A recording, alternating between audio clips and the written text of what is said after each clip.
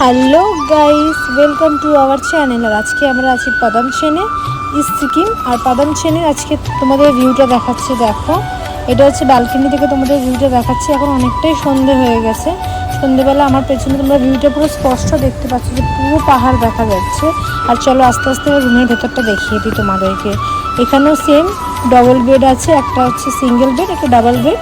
এই দেখো, একটাতে মিল্টন ঘুমিয়ে আছে, আর একটাতে আমার বোন কিছু গোছাচ্ছে হয়তো। আর এখানে তোমাদের জানলা দিয়ে রুম ভিউটা দেখিয়ে দিই। অসাধারণ রুম ভিউ।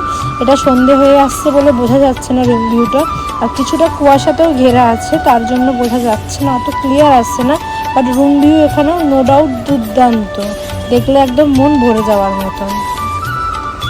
আর আমরা কিছুক্ষণ আগেই হোমস্টেতে এসেছি বলে এখনও আমাদের হোমস্টের ঘরে পুরো অগোছালো অবস্থা।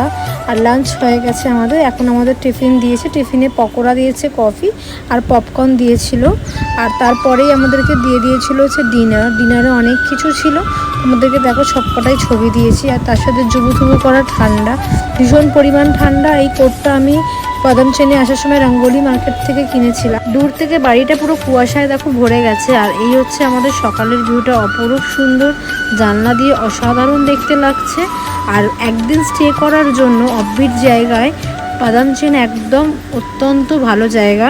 তোমরা চাইলে একদিন স্টে করতে পারো, পুরো মন ভালো করার মতো জায়গা।